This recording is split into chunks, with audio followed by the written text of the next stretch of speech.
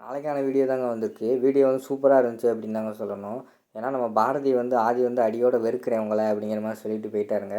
அது என்ன நடந்துச்சு எப்படி நடந்துச்சுன்னு பார்க்குறதுக்கு நம்ம சேனலை மட்டும் மறக்காமல் லைக் அண்ட் சப்ஸ்கிரைப் மட்டும் பண்ணிடுங்க. ஃபஸ்ட்டு எடுத்தோடனையும் நம்ம தமிழ் பாரதி 2 பேரும் பேசிக்கிட்டு இருக்கிற மாதிரி தான் காட்டிக்கிட்டு இருக்காங்க. பாரதி வந்து அந்த ஃபோட்டோ வந்து கிழிச்சு போட்டாங்கல்ல. உடனே தமிழ் வந்து கேட்குறாங்க, அம்மா ஏம்மா நான் ஆசையாக வரைஞ்ச டிராயிங்கை வந்து கிழிச்சிட்டேன் அப்படிங்கிற மாதிரி கேட்காங்க. அதுக்கு வந்து பாரதி சொல்கிறாங்க, என்ன கண்ட கருமத்தையெல்லாம் இப்படி சோத்தில் ஒட்டி வச்சா அப்புறம் என்ன பண்ணுவாங்க, அப்படி தான் கிழிப்பேன் அப்படிங்கிற மாதிரி கோவப்பட்டு சொல்லிடுறாங்க. உடனே தமிழ் வந்து அழுக ஆரம்பிச்சிடுறாங்க. எதுக்கு இப்போ அழுகுற எதுக்கு இப்போ அழுகுற அப்படின்னு சொல்லிட்டு கோவப்பட்டு தமிழை அடிச்சிடுறாங்க. அடித்தோடனே தமிழ் அழுகிற மாதிரி சத்தம் கேட்ட உடனேயும் ஹாலில் இருந்த எல்லாருமே வந்துட்டாங்க. ரத்னம், மரகதம், மணி, துரை, தனம் எல்லாருமே வந்துட்டாங்க. வந்தவொடனே ரத்னம் வந்து கோவப்பட்டுறாரு. கோவப்பட்டுட்டு வந்துட்டு நம்ம தமிழ்கிட்ட கேட்காரு, தமிழ் என்னாச்சு ஏன் அழுகுற அப்படிங்கிற மாதிரி கேட்டோடனையும், தாத்தா அம்மா என்னை அடிச்சிட்டாங்க அப்படிங்கிற மாதிரி அழுகுறாங்க. எதுக்கு அடித்தாங்க ஏன்னா என்னாச்சு அப்படிங்கிற மாதிரி கேட்காரு. அதுக்கு வந்து தமிழ் சொல்கிறாங்க, நான் ஆசையாக வரைஞ்ச டிராயிங்கை கிழிச்சு போட்டாங்க, ஏன் கிழிச்சிங்கன்னு கேட்டதுக்கு என்னை பிடிச்சி அடிச்சிட்டாங்க அப்படிங்கிற மாதிரி சொன்னோடனே, என்ன பழக்கம் இது மரகதம், இதை ஒழுங்காக சொல்லி வை, சின்ன பிள்ளை அடிக்கிற பழக்கம் வந்து இருக்கக்கூடாது, அவ்வளோதான் நான் சொல்லிட்டேன் பார்த்துக்கோ அப்படின்னு சொல்லிட்டு, இதுவே கடைசியாக இருக்கட்டும் அப்படின்னு சொல்லிட்டு தமிழ் அந்த இடத்த விட்டு தாத்தா கூட வா நம்ம அங்கே போய் விளாடுவோம் அப்படின்னு சொல்லிட்டு கூப்பிட்டு போயிடுறாரு. உடனே மரகதம் வந்து சொல்லிடுறாங்க, என்ன பாரதி பிள்ளையை பார்த்துக்கவங்களா சொல்லிட வேண்டியதானே, நாங்களாக பார்த்துக்குறோங்களே, ஏன் இப்படி அந்த சின்ன பிள்ளையை போட்டு அடிச்சுக்கிட்டு இருக்கேன், இனிமேல் இப்படி பண்ணாத பாரதி அப்படிங்கிற மாதிரி சொல்லிட்டு மரகதமாக போயிடுறாங்க. அதுக்கடுத்து வந்து நம்ம மணி இருக்கார்ல, மணி வந்து அட்வைஸ் பண்ணுறாரு, என்ன பாரதி இப்படி போய் அடிச்சிட்டிங்க, சின்ன பிள்ளை குழந்தை இருக்கிறவங்களுக்கு வந்து அதோட வலி தெரியாது, குழந்தையோட வலி குழந்தை இல்லாதவங்களுக்கு தான் அதோட வலி தெரியும் அப்படின்னு சொல்லிட்டு அவரும் போயிடுறாரு. அடுத்த சீனில் வந்து நம்ம தமிழ், மரகதம், ரத்னம் எல்லாருமே உட்காந்து சாப்பிட்டுக்கிட்டு இருக்காங்க. சாப்பிட்டுட்டு நம்ம தமிழை கூப்பிட்டுட்டு நம்ம ரத்னம் வந்து தூங்க போயிடுறாரு. பாரதி வந்து ஏக்கத்தோடு நின்றுக்கிட்டு இருக்காங்க. நம்ம கூட தான் இன்றைக்கி தமிழ் வந்து தூங்க வருவா அப்படிங்கிற மாதிரி யோசிச்சுக்கிட்டே இருந்தாங்க. ஆனால் அவங்க தமிழ் வந்து கண்டுக்காமல் அவங்க தாத்தாவோட தூங்க போயிட்டார். அடுத்தது நம்ம துரை வந்து சிரிச்சுக்கிட்டே இருக்கார். உடனே தனம் வந்து என்ன சிரிச்சுக்கிட்டு இருக்க அப்படிங்கிற மாதிரி கேட்ட உடனே நம்ம துரை சொல்கிறாரு, பாத்தியா தமிழ் வந்து ஆதியை சேர்த்து வரைஞ்ச அந்த படத்தை வந்து பாரதி வந்து கிழிச்சு எறிஞ்சிட்டா, இதுலேருந்து என்ன தெரியுது, அதுக்கு ஆதியை வந்து பாரதிக்கு பிடிக்காதுன்னு தெரியுது அப்படிங்கிற மாதிரி சொன்னோன்னே, அட முட்டா பயலே அது கிடையாதுடா, வேறு ஏதோ அதுக்குள்ளே இருக்குடா உனக்கு தானே தெரியலை அப்படிங்கிற மாதிரி சொல்கிறாங்க. அதெல்லாம் ஒன்றும் கிடையாதுக்கா போக்கா, எனக்கு இப்போயே ஒரு ஃபுல் அடித்த மாதிரி இருக்குது அப்படின்னு சொல்லிட்டு அவர் நெளி போட்டுக்கிட்டே போகிறாரு. அடுத்து தனமும் அந்த இடத்த விட்டு கிளம்பிடுறாங்க.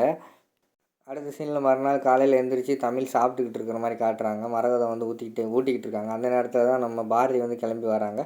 சாரி அத்தா இன்னைக்கு கொஞ்சம் லேட்டாகிடுச்சு எந்திரிக்க அப்படிங்கிற மாதிரி சொல்கிறாங்க. பரவாயில்ல பாரதி, நான் எல்லாருமே சமையல்லாம் பண்ணிட்டேன், நீ சாப்பிட்டுட்டு ஆஃபீஸ் கிளம்பு அப்படிங்கிற மாதிரி சொல்லிடுறாங்க. சரி அத்தா அப்படின்னு சொல்லிவிட்டு அவங்க அந்த இடத்த விட்டு போகிறாங்க. அம்மா என்னம்மா மருமகளுக்கு இவ்வளோ இடம் கொடுக்குறேன், நல்லா தூங்கி எழுந்திரிச்சு வாரா, அவளை போய் இப்போ நோகாமல் அப்படியே சாப்பாடு சாப்பிட்டு போக சொல்கிறேன், என்னைனா விடுவியா நீ சும்மா அப்படிங்கிற மாதிரி தானே சொல்கிறாங்க. ஏய் சும்மா ரெடி, அவள் பிள்ளையும் பார்த்துக்கிட்டு வேலைக்கும் போய்கிட்டு இருக்கா, அவளை போய் கஷ்டப்படுத்திக்கிட்டு பேசாமல் இருக்க மாட்டேயா நீ அப்படிங்கிற மாதிரி வந்து மரகதம் சொல்கிறாங்க. ஆமாம் எப்போ பார்த்தாலும் உன் மருமகளுக்கே நீ வக்காலத்து வாங்கிட்டுரு அப்படிங்கிற மாதிரி சொல்லிவிட்டு அந்த இடத்த விட்டு வந்து நம்ம தனம் வந்து கிளம்பி போயிடுறாங்க. அடுத்த சீனில் வந்து தமிழ் வந்து ஸ்கூலுக்கு கிளம்புற மாதிரி கேட்டுறாங்க. பாரதி வந்து நினச்சிக்கிட்டு இருக்காங்க, நம்ம கொண்டு போய் இன்றைக்கி விடுவோம் அப்படிங்கிற மாதிரி சொல்லிக்கிட்டு இருக்காங்க. ஆனால் தமிழ் வந்து அவங்க தாத்தாவை கூட்டிகிட்டு காரில் கிளம்பிடுறாங்க.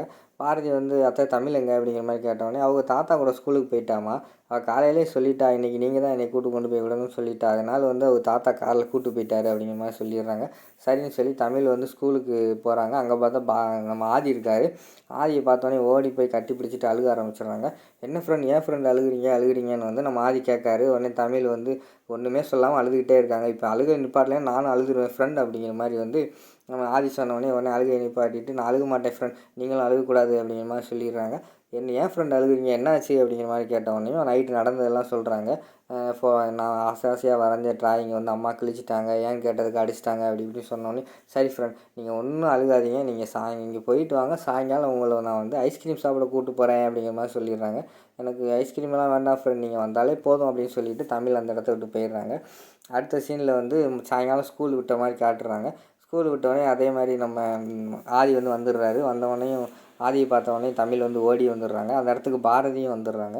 ஆதியும் தமிழும் பேசிக்கிட்டு இருக்கிற மாதிரி தான் காட்டுறாங்க. ஆதி வந்து சொல்கிறாரு, ஃப்ரெண்ட் நீங்கள் வந்து நான் இப்போ உங்களுக்கு சர்ப்ரைஸ் வச்சுருக்கேன், அதை பார்த்துட்டிங்கன்னா நீங்கள் வந்து எனக்காக வந்து கன்னத்தில் நெத்திலெல்லாம் 100 கிஸ் கொடுப்பீங்க பாருங்களேன் அப்படிங்கிற மாதிரி சொன்னோடனே அவள் அமைதியாகவே இருக்காங்க. என்ன நம்பலையா ஃப்ரெண்ட், நீங்கள் வேணால் பாருங்கள் அப்படின்னு சொல்லிட்டு கையை அந்த சைடு காமிக்காங்க. பார்த்தா அந்த ஸ்கூல் காம்பவுண்ட் சவர் ஃபுல்லாமே நம்ம தமிழ் வரைஞ்ச டிராயிங் போட்டாவா ஒட்டி வச்சுருக்காரு நம்ம ஆதி. அதை பார்த்தோன்னே பயங்கரமான சந்தோஷம் நம்ம தமிழுக்கு. ஓடி போய் தொட்டு பார்த்துட்டு பக்கத்துலலாம் பார்த்து சிரிச்சிட்டு வராங்க. ஃப்ரெண்ட் அப்படின்னு சொல்லிட்டு திருப்பி ஓடி வந்து நம்ம ஆதி சொன்ன மாதிரி கன்னத்துலேயும் நெத்திலையும் கிஸ் பண்ணுறாங்க. அதை பார்த்தோன்னே எங்கள் சைடில் பாரதி நின்று பார்த்துக்கிட்டு இருக்காங்களே, அவங்களுக்கு வந்து ஒரே சந்தோஷமாயிடுது. மனசுக்குள்ளே வந்து கொஞ்சம் சந்தோஷப்படுறாங்க. அடுத்த சீனில் வந்து ஃப்ரெண்ட் இந்த படத்தெல்லாம் நான் எடுத்துகிட்டு எங்கள் வீட்டுக்கு கொண்டு போகிறேன் அப்படிங்கிற மாதிரி வந்து தமிழ் சொல்கிறாங்க. இது வேணாம் ஃப்ரெண்ட், நான் உங்களுக்கு காருக்குள்ளே நிறைய இதே மாதிரி வச்சுருக்கேன், அதை கொண்டு போங்க வீட்டுக்கு அப்படின்னு வந்து ஆதி சொல்லிடுறாங்க.